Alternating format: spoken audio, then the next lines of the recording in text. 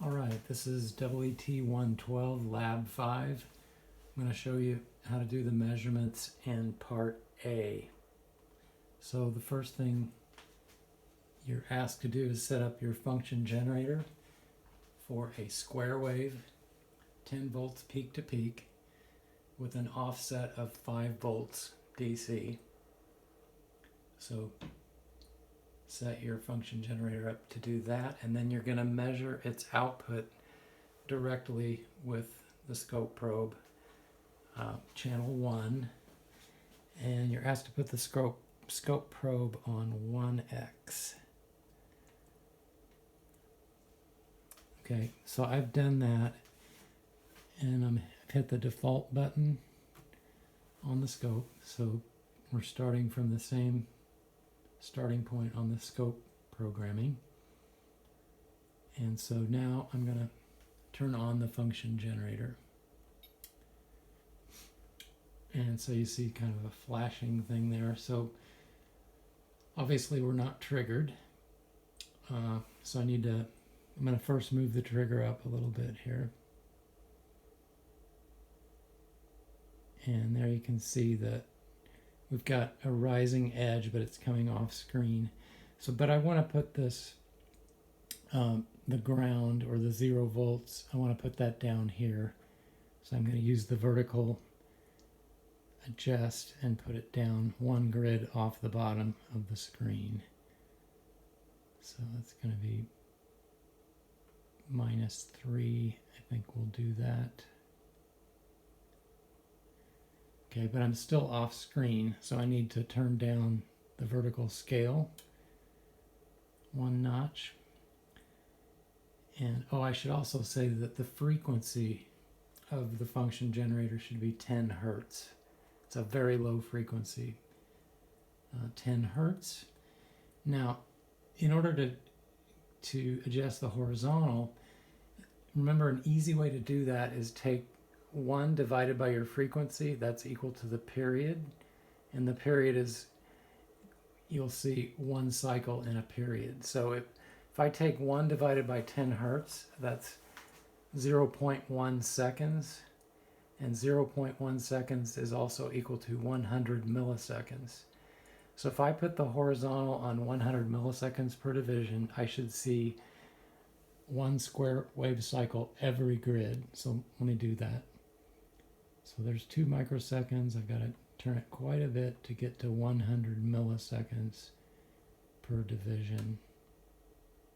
20, 50, 100. So there's 100 milliseconds per division. And you'll notice, yep, every grid I get a full cycle of the square wave. All right, so that's probably a few too many cycles. So I'm going to turn it down to something like this. I think this looks like the figure in your lab doc, which should be, let's see. It should look like figure 7, roughly. Okay, so at this point, I want to do a few more things to the scope, namely channel 1. Yeah, the probe is at 1x, and I had set my red switch on my probe to 1x, so those match. I'm going to turn on the 20 megahertz bandwidth limit, and my trigger is way down here at the bottom. I'm going to move that up so that I'm nicely in the, the rising edge over here. All right, so you can see the trigger point now is the blue intersecting the yellow. That's the edge that it's triggering on. Okay, and then what else? You're also asked to, on the trigger menu, you may not need to do this, but they said put the DC coupling, change this to high frequency reject. So that's going to reject any high frequency edges that, might come into the probe, and then put the noise reject to be on. Okay, so that's that. Now then, Oh, it also says to use the acquire menu to put it on averaging, I think it said 64 averages. So that ought to clean up the top and bottom here while it does the averaging. And then turn on the measurement menu, make sure you're getting pretty much 10 volts peak to peak there. Okay, so that looks pretty good. So now we're ready to hook this signal source for the function generator, hook it up to the circuit, which I believe is in figure let's see. Circuit is in figure 8. Also shown in figure 9 if you want to look at what the breadboard looks like. So I'm going to turn off the function generator while I hook that up to the circuit. So the red clip lead of the function generator goes on the resistor, and I'm going to probe the capacitor node, which I think shown in that picture, it's actually probing the lead of the resistor that's also connected to the cap. That's the same node. And now turn the function generator back on. So now you can see it's re-averaging. I'm going to toggle the horizontal back and forth. And there you can see our resulting exponential charging and discharging of the cap. So the voltage is dropped, so I'm going to turn the vertical scale up 1 notch to make it a little bit larger and let it average out here. And then once we see it flatten out, we'll take the reading here, the peak-to-peak reading, and that'll be our VSS. So that's the voltage at which the rising edge flattens out. So it looks like, for my case, looks like it's right at 5.00 volts is my VSS. Yours might be slightly different depending on your resistor value. Okay, so that's pretty much that. That's my VSS. And now what is next? Check here. So you're supposed to record that VSS value in cell E10 of your spreadsheet.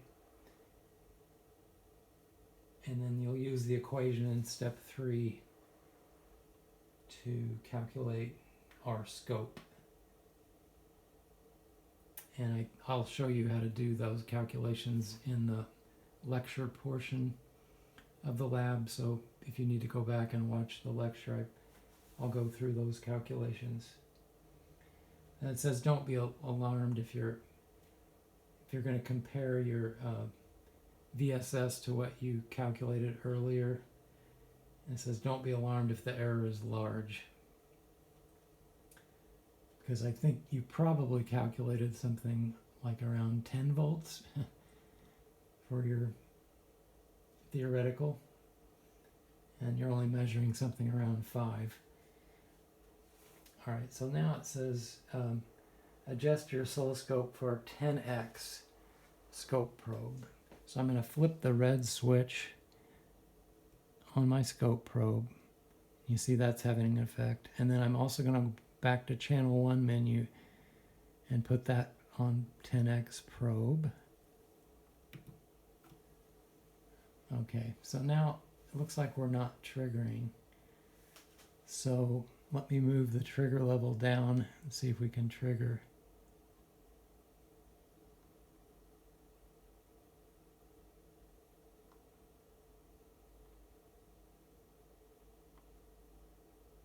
Still not triggering. Let's see, did I really put the scope probe on 10x? I think I did. 10x. And I'm going to take it off averaging to see what's going on here.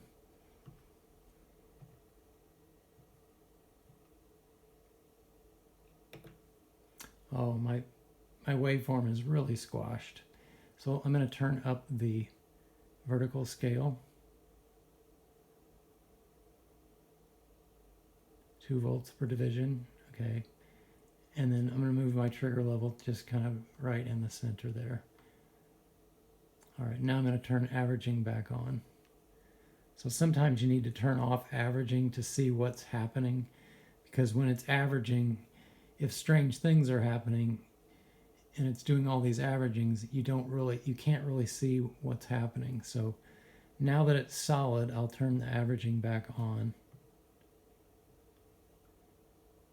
And it's still at 64. Okay, now we'll let it settle out. And so now with this 10x scope probe setting, now my VSS is 9.04 volts.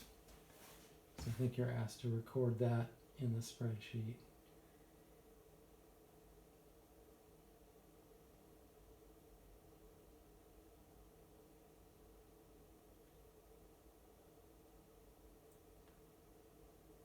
All right. So that's the end of part A. And so I will stop the video and then I'll make another video for part B.